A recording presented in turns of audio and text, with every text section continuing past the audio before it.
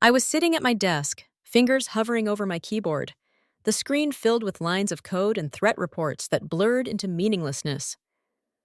Outside my window, Denver's skyline blinked calmly in the twilight, glass towers holding lives far more chaotic than mine.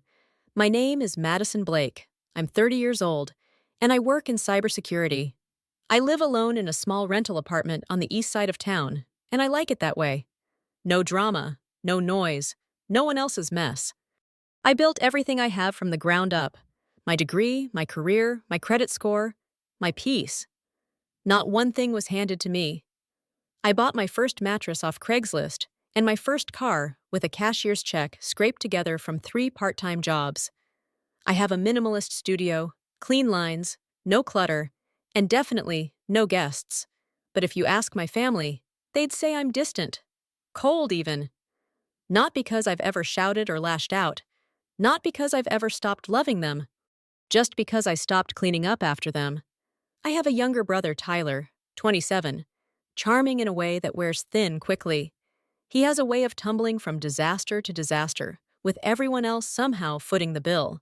Got fired again? His manager was a narcissist. Maxed out another credit card? It was an emergency. Crashed his car? Not his fault. Dear weather, bad luck. Always something. And then there's my parents, Elaine and Greg. They never ask Tyler hard questions. Never make him sit in the discomfort of his choices. They just pivot, adjust, and turn to me. Again. You're doing well, Maddie. You're stable. You can help. That phrase has followed me like a second name. Help. Help with his rent. Help him get a job. Help him move. Help fix the mess. Cover the costs. Smooth over the story so no one gets upset. I've done it all. Quietly, without asking for thanks. And every time I said no, even once, I became the villain. I learned young that, in our family, being loved wasn't unconditional. It was transactional. My worth wasn't in who I was. It was in what I could provide. And if I wasn't useful, I wasn't anything. But usefulness has limits, and lately I've felt mine stretching thinner and thinner, like old elastic about to snap. So when the text came that Sunday, "Dinner's at 6, don't be late, we made your favorite," I knew it wasn't just dinner. Not really. In my family, pleasantries are packaging. The sweet smiles, the reheated casseroles, the small talk about weather and traffic. It's all code. And when my mom starts being too nice, that's when I know a request is coming. A favor. A demand dressed in politeness. Still, I went. I always do. Because some part of me still wants to be the good daughter, even when I know the cost, even when I know the check's coming due. What I didn't realize then, walking into my parents' house and kissing my mom on the cheek, was that they weren't just asking for a favor this time. They were about to assign me one, like it was mine by default, and I was going to say yes, but not for the reasons they thought. Sunday dinners at my parents' house were always the same: pot roast, mashed potatoes, and tensions simmered to perfection. The dining room smelled like garlic and expectations. My mom had set the table with her floral placemats and the chipped bowls she refused to throw away. She kissed my cheek a little too brightly. "You look tired, sweetheart," she said. "Are you sleeping enough?" Translation: "You're working too hard. You're making us feel guilty." My dad grunted from the recliner in the living room. "Hey, kiddo." His eyes never left the football game. And Tyler was already at the table, slouched in a hoodie that probably hadn't seen a washing machine in weeks. He didn't look up when I walked in, just kept tapping away at his phone like he wasn't about to become the main event. I knew this setup. I knew it by heart. When my mom acted sugary sweet and my dad went quiet, something was coming. A soft ambush. A grenade wrapped in a smile. We ate in half-hearted silence. My mom talked about the neighbor's new dog like it was national news. My dad refilled his glass twice. Tyler stabbed at his food like he expected it to fight back. I nodded in the right places, sipped my water, and waited for the curtain to rise. It came right after dessert. My mom set down her fork, folded her napkin neatly, and smiled.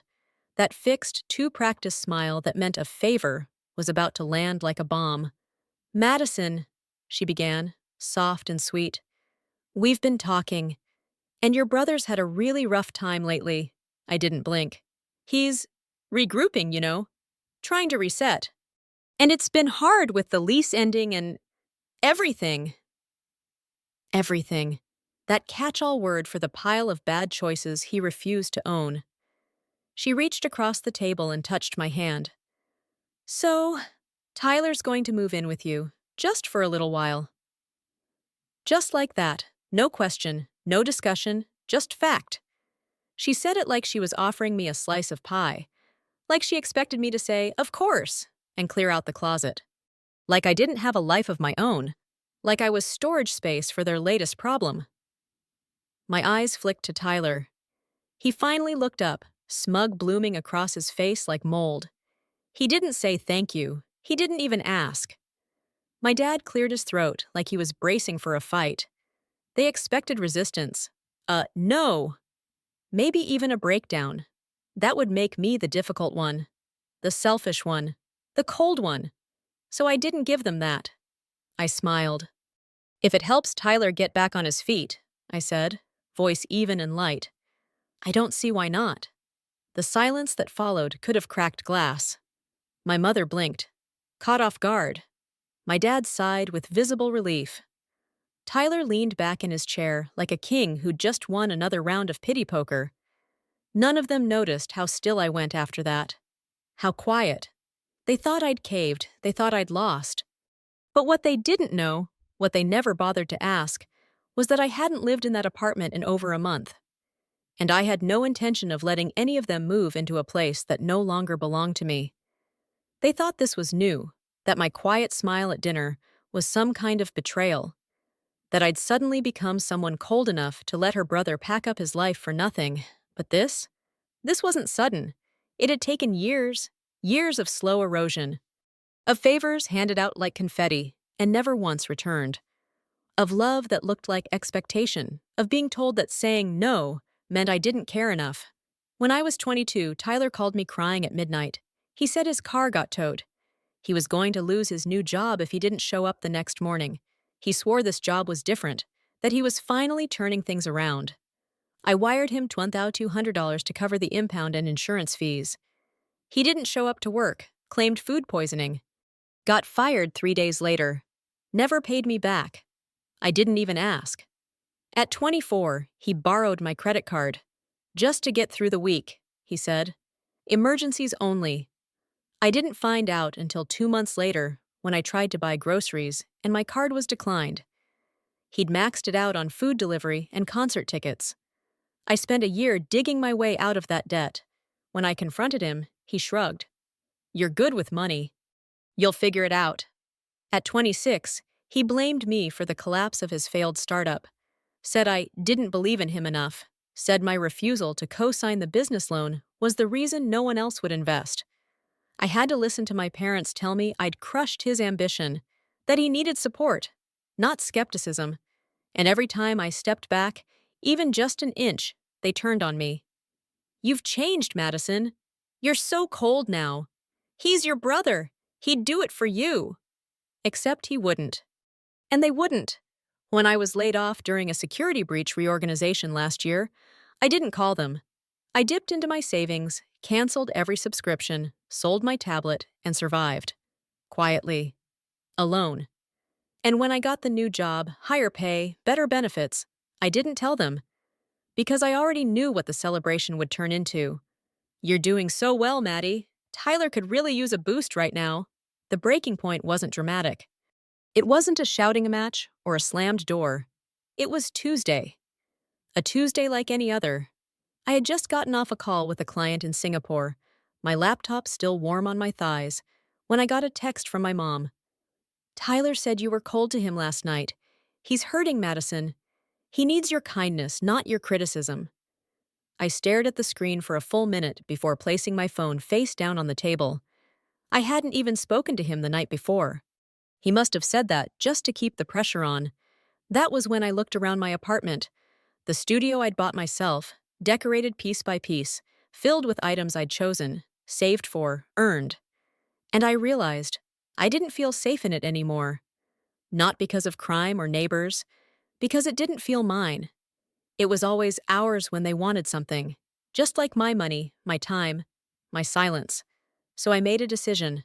I called a realtor the next morning. 3 weeks later, I handed over the keys, signed the closing papers, and walked out for the last time. No announcement, no drama, just a quiet escape. I moved into a small place across town. Clean, peaceful. No one knew where. No one thought to ask, not out of cruelty, not even out of anger, out of survival. Because eventually you stop pouring into a well that only runs dry. And I was tired of being the only one holding the bucket. The text started Monday morning. Elaine, Tyler's packing up tonight. We'll bring the mattress Saturday. Is that okay? Greg, got the desk in the truck already. We'll swing by early. He's excited to finally have a place that feels like home. No greetings, no questions, just updates, as if I were a shipping depot, not a human being. I didn't respond. Not because I didn't know what to say, but because I'd already said it, for years, in actions they chose not to hear. They weren't messaging me, really. They were messaging the version of me who stayed quiet, nodded politely, and made it all work. That version didn't exist anymore. By Wednesday, the messages doubled. Offers to help me clean, rearrange furniture, make the place comfortable for Tyler. Elaine again. He's bringing his own dishes, so he won't be a burden at all. That one made me laugh. I actually laughed, alone in my office over a lukewarm coffee. Tyler hadn't washed a dish in his own apartment in over a year. His idea of self-sufficiency was using someone else's Netflix login. Still, I let them spin their plans. I didn't correct them. I didn't push back. I waited. Thursday night, I passed my old building on the way home, out of curiosity, not nostalgia. The lights were on in what used to be my living room. A stranger stood by the window, watering plants I didn't recognize. That stranger had no idea they were about to meet my family. Saturday arrived crisp and cloudless. I woke up early, brewed tea instead of coffee, something calming, and left my phone on the kitchen counter. I took the long way across town, stopped at a farmer's market I never bought anything from, wandered through handmade soaps and jam jars, touched nothing. I stood in the sunlight longer than I needed to, just letting it warm my face, letting the silence settle in my bones. By 10:03 a.m., my phone had vibrated 3 times. At 10:06, it rang. I let the 4th call go through. Madison. My mother's voice was brittle, sharp. There's someone here, some man. He says he lives in the condo. He says you don't live here anymore. I didn't answer right away. I let the silence stretch. That unfamiliar silence, the one where I didn't rush to fill the gap.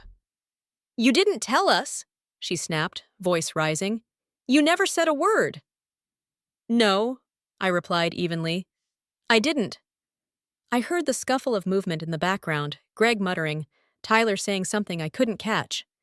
The rustle of plastic bags against denim, a full-blown mess unfolding on a stranger's doorstep. Madison, she hissed, what is this? I sold the condo, I said simply. Weeks ago. You what? I moved, quietly. I didn't think it mattered. No one asked where I lived, so I didn't say.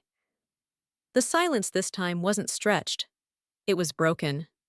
I imagined them standing there, bags on the ground, faces flushed, Tyler's boxes stacked in someone else's hallway, realizing they had invaded a castle that no longer had their banner. Then Greg's voice cut through like a slap. You lied to us. You said he could move in. I smiled to myself. I said, if it helps Tyler get back on his feet, I don't see why not. I paused. I never said where. I knew they'd come. Even as I wandered through rows of sunflowers and handmade candles that morning, even as I let their voicemails pile up like discarded wrappers, I knew my mother wouldn't leave it alone. She'd dig, she'd call someone, she'd knock on doors if she had to. She always believed persistence was the same as power. By 6:12 p.m., they found me. 3 knocks. Sharp, clipped. The kind people use when they're pretending to be polite, but are one breath away from exploding. I looked through the peephole. There they were: Elaine, Greg, Tyler, and a rented truck with its back open, boxes stacked like proof of entitlement. I opened the door halfway. No smile, no welcome, just presence. "You found me," I said flatly. My mother's lipstick had faded. Her hair looked like she'd run her hands through it too many times. She was flushed, not with effort, but fury wrapped in confusion. "We tried calling," she said, voice tight. "We didn't think you'd actually. We didn't think you'd be here." "This is my apartment," I said. "Where else would I be?" Greg stepped forward. His eyes were already storming. "You said he could move in." "No," I replied calmly. I said, "If it helps Tyler get back on his feet, I don't see why not. That was at the old place, which, if you recall, I no longer live in." Tyler crossed his arms, red rising in his cheeks. Not embarrassment, rage. "This is petty, Madison," he snapped. "You always act like you're above everyone. But this is just cruel." I tilted my head. "You packed up your life and drove across the city to move into someone's apartment without even confirming it still existed. That's not cruelty, that's entitlement." His voice cracked. "You're my sister." "Yes," I said. "And you've spent years confusing that with free housing." Greg stepped between us, his voice low but edged like broken glass. "Enough. We're not leaving. We've put up with a lot from you. You owe this to your brother." There it was, the word that had always hung in the air, unspoken but heavy. "Oh."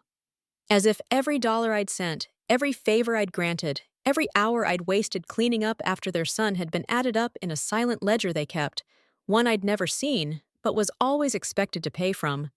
I didn't raise my voice. I didn't cry. I just stepped back and picked up my phone from the counter. "What are you doing?" my mom asked, her voice suddenly suspicious.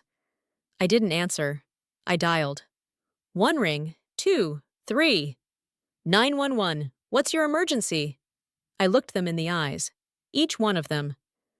"My name is Madison Blake. I have family members outside my apartment who are refusing to leave. They're not on the lease. They weren't invited. I'd like to report trespassing." Tyler's mouth dropped open. Greg swore. Elaine looked like I'd slapped her. "Madison," she whispered, barely able to speak. "You're calling the police on your own family?" "I asked you to leave," I said. "You didn't." The dispatcher asked for my address. I gave it calmly. "This is going to ruin everything," Tyler barked. "Do you know what people are going to say?" "Yes," I said. "They'll say I finally stopped opening the door." Ultimatum and the twist. Oh, 670 words. The hallway felt like it was holding its breath. No one moved. Ooh. Not my mother with her trembling lips, not my father with his clenched jaw, not Tyler with his fists balled like a child mid-tantrum. I stayed in the doorway, calm, quiet, unflinching. 10 minutes later, the patrol car pulled up. I saw the flashing lights reflect off the building's windows, heard the sound of gravel crunching beneath tires. Elaine's voice cracked beside me. "Please, Madison, let's talk about this. Don't make a scene." Scene! They'd shown up uninvited, with a moving truck and a list of assumptions, and now I was the one making a scene? There was a knock, softer this time. The officer stood at my door, tall, professional, hand near her belt, but relaxed. "Evening," she said. "We received a call about possible trespassing?" I nodded. That was me. She looked past me at the three people frozen in my entryway. "Ma'am, sir." Her voice was steady but firm. "I'm going to have to ask you to leave the premises." Greg stepped forward. "This is a misunderstanding. This is our daughter. This is a family issue." The officer didn't flinch. "This is her residence. That makes it a legal issue. You are not permitted to be here without her consent." Elaine started to cry. Real tears. Manipulative ones. She turned to the officer, hands wringing. "We've never had problems before. She was always such a sweet girl. She's not like this. She's not well right now." I blinked. Not well? They couldn't control me anymore, so now I was unstable? I looked at the officer. "Would you like to see my lease agreement? I have it on my phone." She smiled gently. That won't be necessary. Tyler's voice suddenly exploded. Do you know what she's doing? She's leaving me homeless. The officer raised her eyebrows. Do you live here? He hesitated. Not yet. Then I suggest you collect your belongings and find a place that's actually yours. Greg cursed under his breath, dragging one of the boxes back toward the curb. Elaine followed slowly, dabbing her eyes like a woman in mourning. Tyler was last, seething. This is heartless, he muttered as he passed me. You'll regret this, when you're alone. When no one wants anything to do with you. I didn't move. I didn't speak. The officer waited until the truck door slammed shut, and they pulled away down the block. Then she looked back at me. You okay? I nodded. Yeah, I am now. She smiled. A real one, and left. I stood in the doorway for a moment after she was gone, the breeze from the hallway cooling my arms. For the first time in years, I wasn't shaking. I closed the door, locked it, bolted it. And I stood there, hands still on the knob, breathing in the silence. They thought I'd broken something sacred. What they didn't understand was this. I didn't sell the condo out of revenge. I didn't move out to punish anyone. I did it because I was tired of waking up in a place that never felt like mine. Tired of holding space for people who never made room for me. Tired of being useful when I really needed to be free. Sometimes the kindest thing you can do for people who refuse to grow is to stop giving them a place to fall. The next morning, I woke up to a blinking phone screen. 12 missed calls. 5 from my mom, 2 from my dad. The rest, unfamiliar numbers. Aunts, cousins, family friends. People I hadn't spoken to since high school graduation. Then came the texts. How could you do this to your own brother? Your mom is devastated. You've crossed a line. Tyler's sleeping in his car. Is that what you wanted? I didn't answer. Not out of guilt. Out of clarity. They weren't reaching out because they cared about me. They were reaching out because the story had changed, and they wanted me to play the villain. And sure enough, by noon, there it was. A Facebook post from my mother, public. 3 paragraphs, heartbreak emojis. A photo of Tyler at age 4 in a pumpkin costume, the kind of manipulative nostalgia she wielded like a weapon. We raised our children to love each other, to support one another. But one of them has forgotten what family means. We are heartbroken that Madison, so successful, so fortunate, would abandon us in our time of need. Tyler didn't deserve this. None of us did. Hundreds of likes, dozens of comments. Wow, I can't believe she'd do that. So cold. Some people let success go to their heads. It wasn't new, just louder. The same judgment I'd lived under quietly for years was now scrolling across my screen in bright blue text bubbles and public shaming. And for a second, just a second, I almost closed the app. But I didn't. I opened my photo archive. I scrolled. And then I posted. No hashtags, no captions, no flair. Just a thread. A screenshot of a $1,200 bank transfer to Tyler, labeled car impound. A credit card bill with his charges, highlighted. The lawyer invoice from when I paid for his DUI. An email thread from my job where I used PTO to cover for him during his mental health crisis. A photo of the condo sale receipt. And finally, a text Tyler had sent me 2 years ago. You're such a robot, Madison. No one wants to live with someone who makes life feel like a checklist. It's just a couch for a month. You're not that important. Then I wrote, I didn't abandon my family. I just stopped volunteering for emotional debt. And I turned off my phone. Not because I was scared, not because I needed to hide, because I didn't need applause. Nay, I just needed quiet. For the first time, I wasn't defending myself. I wasn't trying to explain. I wasn't bending over backwards to make other people feel okay about what they refused to change. I made tea, chamomile, not for sleep. I didn't need help sleeping anymore. Just for the ritual. Steam rising like forgiveness I hadn't asked for. The phone lit up again on the counter. Mom. Then Tyler. I didn't read the messages. I didn't need to. I knew the rhythm by now. Shock, anger, guilt, pleading, always in that order. I blocked their numbers, not out of cruelty, not out of pride, out of peace, because not every door deserves to be knocked on forever. That night, I turned off the lights one by one. Living room, kitchen, hallway. No family photos, no clutter. Just space, clean, quiet, mine. I walked out onto the small balcony, barefoot. The air was cold. Not sharp, just enough to remind me I was alive. Below, the city moved on without me. A man walking his dog. Headlights flickering through the trees. Someone laughing 2 buildings away. I wrapped my hands around a warm mug, chamomile steam rising like a lullaby. Inside, my apartment didn't hum with fear anymore. No buzzing phone, no emotional landmines waiting in voicemails, no guilt sitting on the couch like an uninvited guest. It was just me. For the first time, that was enough. Down below, a neighbor 2 floors down looked up and saw me. She waved. Simple. No expectation, no history, no performance. I waved back, and it hit me. How rare that felt. How something as small as a wave could feel more real than every sacrifice I'd made for people who never saw me. Inside, I placed my mug in the sink. Didn't wash it right away. Didn't need to. There wasn't anyone here to impress, or fix, or protect. Just me. And I wasn't broken. I wasn't bitter. I wasn't a villain. I was done. Done being the emergency exit, the spare oxygen mask, the fallback plan, the place people landed when they refused to grow wings of their own.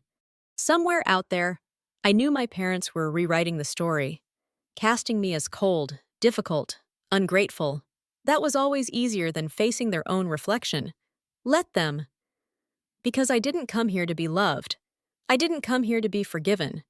I came here to stop pretending, to stop performing the role of the good daughter, the fixer, the giver, the reliable one who never said no. I didn't vanish. I didn't become cruel. I just stopped letting people write me into their story without my consent. And now, I've written mine.